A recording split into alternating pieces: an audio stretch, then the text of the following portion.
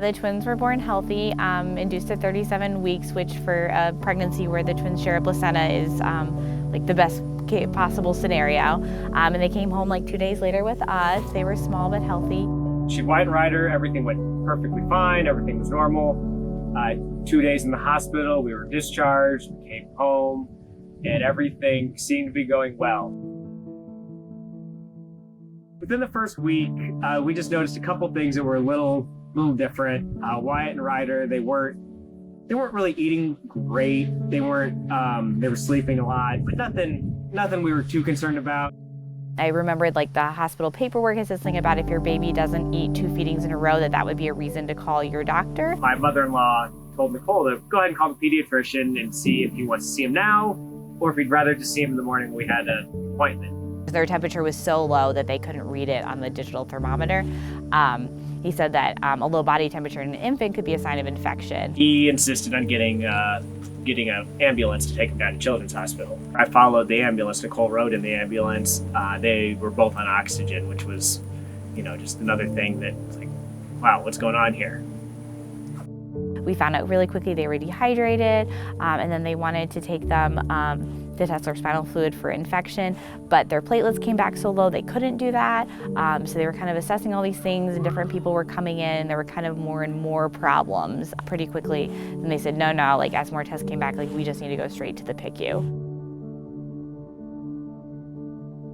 The intensive care team had judged that their heart and lung function was not going to be sufficient, even with all of the other things that we can do, like using a ventilator. It was not going to be sufficient to provide enough oxygen to their tissues to keep them alive.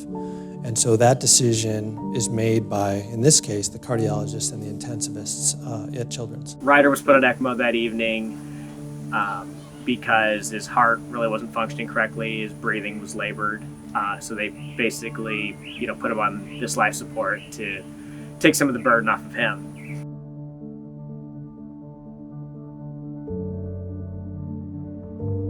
Wyatt went into a cardiac arrest in the middle of the night, about 15 minutes, and they were able to shock his heart back into rhythm, but they said at this point, like, we don't want this to happen again. He will need to go on ECMO too. So then they were both on ECMO.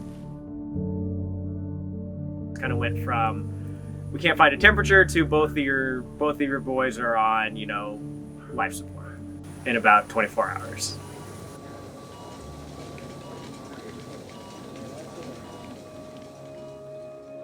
If I get a child who was completely fine and then got really, really sick, and I know it's an infection in the heart, these are the children that I expect to get better in a matter of a couple of days, right?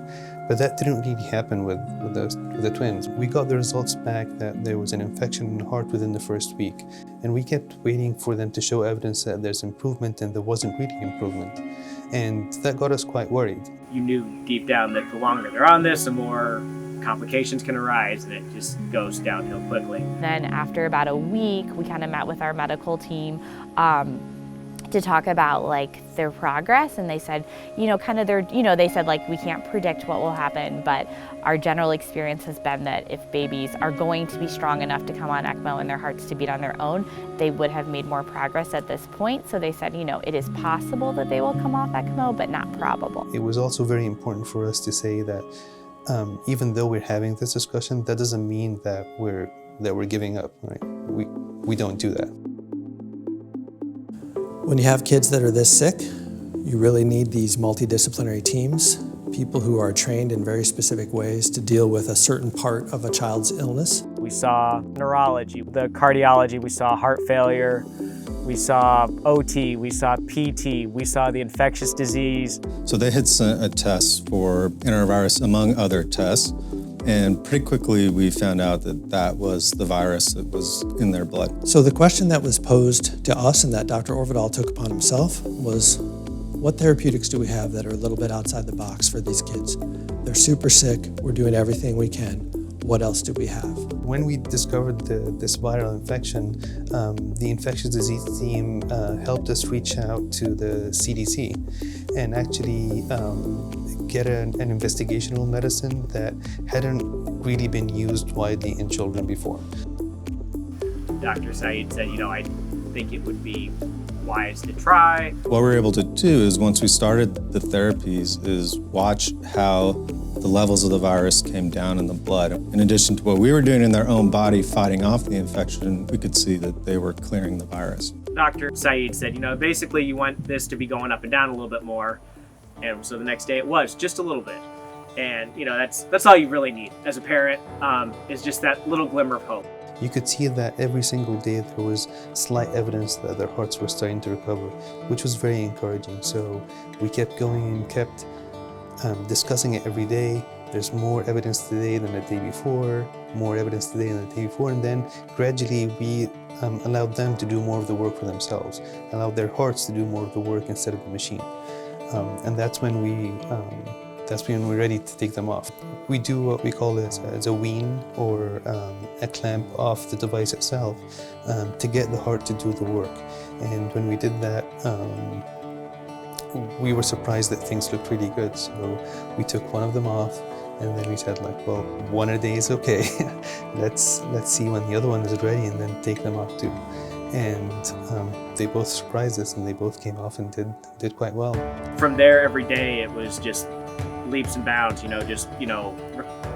Getting better. The heart rate's improving. Very exciting when we got to bring them home because we just didn't know if we would. In some ways, their life is a gift because we didn't know if they would have birthdays and if we would get to see them grow up.